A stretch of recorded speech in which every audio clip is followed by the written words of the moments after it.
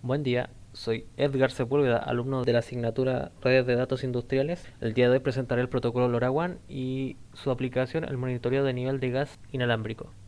LoRa, LoRaWAN y LPWAN. ¿Qué son y cómo se complementan? LoRa y LoRaWAN van de la mano, ya que una es parte de la otra a nivel interno, es decir, a nivel de las capas del protocolo. Por otro lado, LP1 es el concepto donde confluyen los dos primeros mencionados. LoRa corresponde a la sigla Long Range o largo alcance.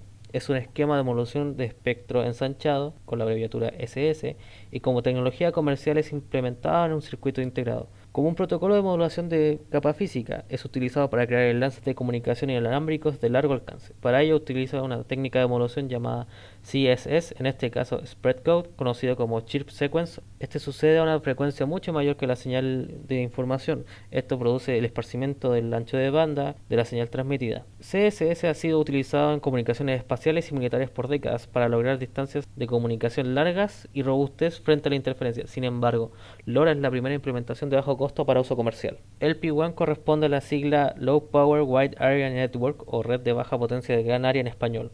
Es una tecnología que conecta dispositivos o sensores alimentados por baterías de bajo ancho de banda con baja velocidad de bits en largos rangos o distancias. Creadas para redes machine to machine e Internet de las cosas, las LP1 operan a un costo menor con mayor eficiencia energética que las redes móviles tradicionales. También pueden admitir un número mayor de dispositivos conectados en un área más grande. Dentro de los principales exponentes del rubro, además de LoRaWAN que atañe a esta presentación, podemos mencionar a Sigfox, NB, IoT y LTE-M.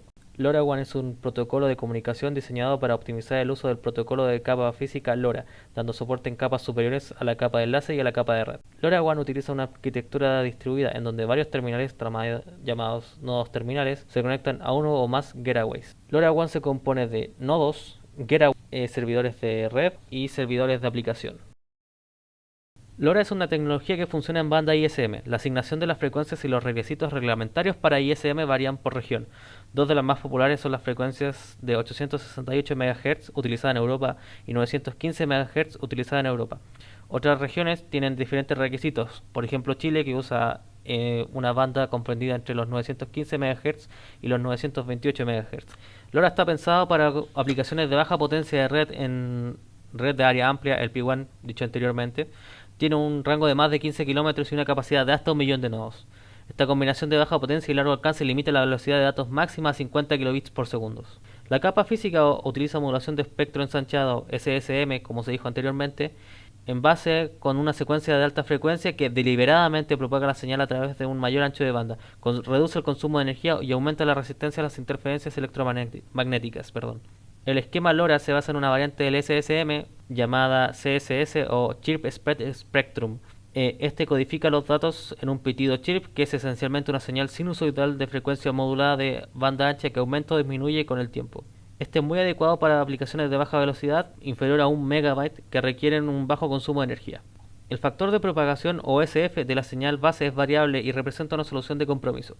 Para un ancho de banda disponible, una mayor difusión de factor reduce la tasa de bits y también reduce la duración de la batería, incrementando el tiempo de la transmisión. Un determinado factor de propagación SF y un ancho de banda o BW darán una tasa de bits definidos por la siguiente fórmula. También cabe destacar que LoRa permite 6 factores de propagación entre SF7 y SF12 y 3 anchos de banda distintos, 125 kHz, 250 kHz y 500 kHz. Los factores de propagación y ancho de banda permitidos están definidos por las agencias reguladoras. Como se dijo anteriormente, en Chile cabe destacar que es posible usar LoRa entre las frecuencias comprendidas desde 915 MHz hasta 928 MHz. Y como una fe de errata, en Europa se usan 868 MHz comúnmente, mientras que en Norteamérica 915 MHz.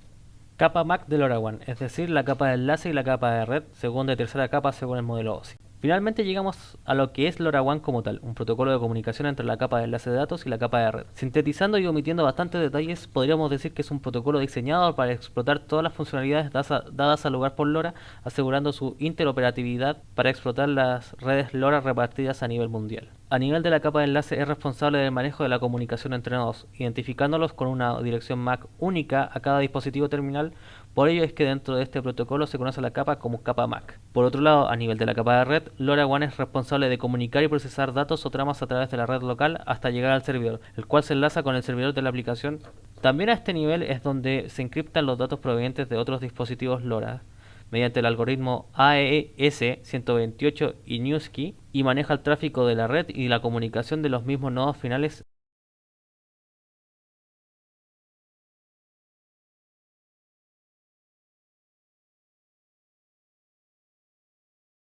La capa MAC realiza las siguientes funciones. Establece la conexión entre la capa MAC y los dispositivos, es decir, entre el getaway y el dispositivo final. La capa MAC maneja la transmisión y recepción de comandos y datos de la capa de aplicación. Todos los mensajes MAC de LoRaWAN se identifican según los mensajes MAC.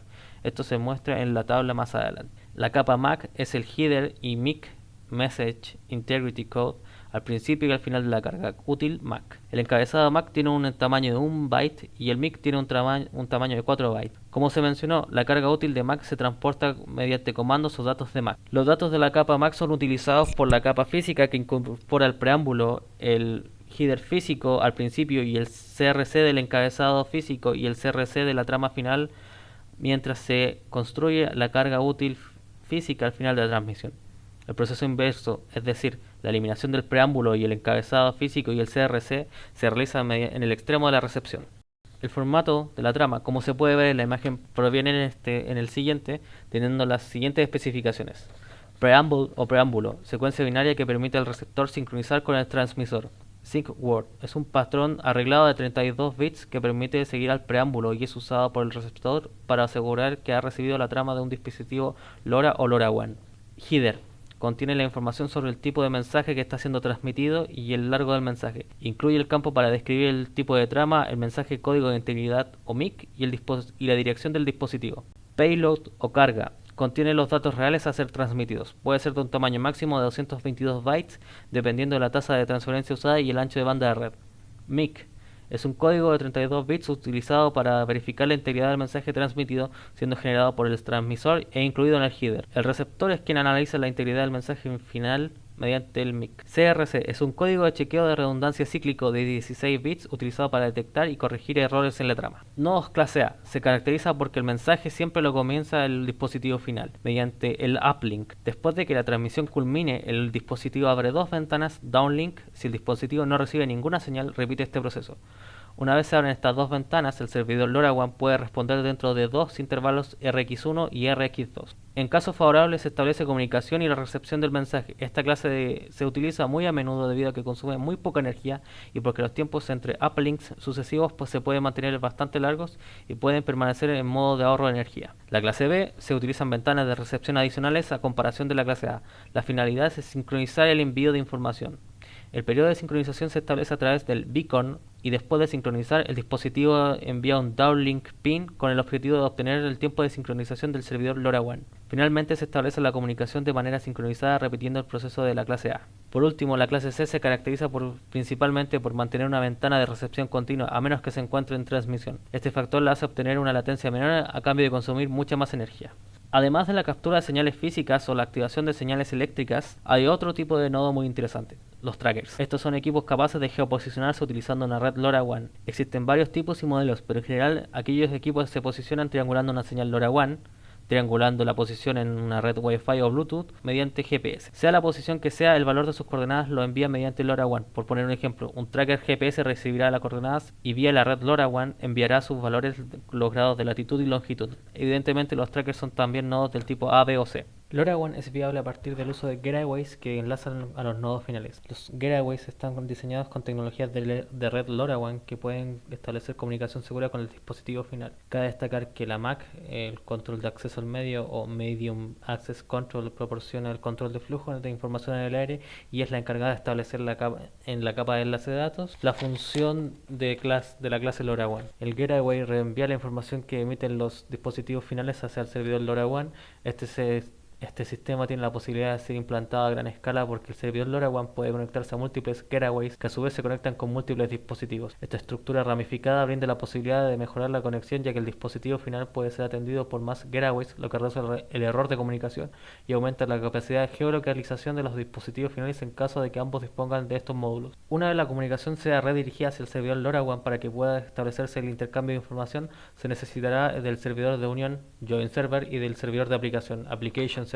Para transmitir y recibir datos a través de la red LoRaWAN, los nodos finales de la red deben estar registrados y habilitados por el proveedor de servicios de aplicaciones, que administra las puertas de enlace de la red abierta. Por lo tanto, el dispositivo LoRaWAN puede unirse a la red de dos maneras, a través de una activación por aire, OTAA, o por un método de activación personalizado, ABP. Ambos métodos funcionan bien, pero el primero es más seguro, ya que cada vez que el nodo final envía un join request, recibe un join accept con un net ID, un device address y un app nonce, que son usados por el dispositivo para generar una news key y una apps key de forma segura. En cambio, un dispositivo app ya tiene una dirección de dispositivo, un apps key y un news key que se envían a través de la red en cada transmisión para identificarse. Como el protocolo LoRaWAN es un protocolo de red y enlace de datos, no considera la capa de transporte en sí misma. Sin embargo, los servidores de red, entre los gateways y los servidores propiamente tal, pueden usar tecnología TCP/IP para conectarse. En este sentido hay dos opciones obviamente, TCP y UDP,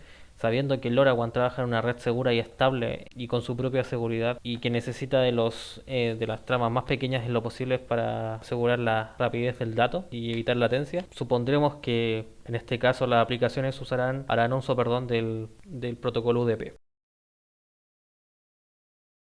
Un balón de gas normal puede transformarse en un balón inteligente, por así decirlo, que informa sobre su nivel de gas a través de la red LoRaWAN con la adición de un módulo sensor inalámbrico. El módulo puede conectarse al balón sin herramientas ni modificaciones mayores y a su vez contiene un sensor de nivel ultrasónico, un transmisor LoRa integrado con un microcontrolador y un número de identificación único. Posteriormente, el módulo toma las mediciones periódicas de nivel de gas y transmite a la red del gateway de enlace basado en LoRa dentro de esos rangos. Estamos hablando de un rango de entre las 20 y 30 millas. Los gateways envían las mediciones a un servidor de aplicaciones basado en la nube que puede usar HTTP o MQTT.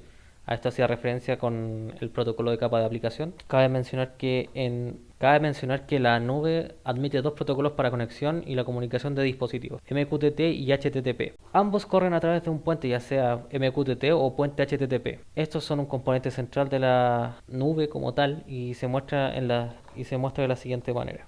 MQTT es un protocolo estándar de publicación y suscripción, llámese el modelo Publisher Subscriber, que usa y admite con frecuencia en dispositivos incorporados y que también es común en las interacciones entre máquinas. HTTP es un protocolo sin conexión y esto hace relación a lo dicho anteriormente en la capa de transporte. El protocolo UDP, que eventualmente usaríamos en este caso, también es un modelo no orientado a conexión, por tanto tiene conexión desde ese punto de vista. Los dispositivos en el puente HTTP no mantienen una conexión con la nube, en su lugar envían solicitudes y reciben respuestas como un protocolo HTTP normal en clases anteriormente. Prosiguiendo con el modelo de ejemplo, si el nivel del balón es bajo, se pasa automáticamente una solicitud de recarga a través de la aplicación de la nivel de gas en el balón es bajo. Se pasa automáticamente una solicitud de recarga a través de la aplicación de programación y despacho del sistema junto con la dirección del cliente. A eso hacíamos referencia en primer lugar con una etiqueta única para la identificación del balón propiamente tal y su lugar específico. Finalmente, el sistema de distribución de gas también puede analizar la información recopilada por la red LoRa para proporcionar a los distribuidores de gas un análisis de los patrones de consumo pasado de sus clientes y realizar predicciones de demanda futura.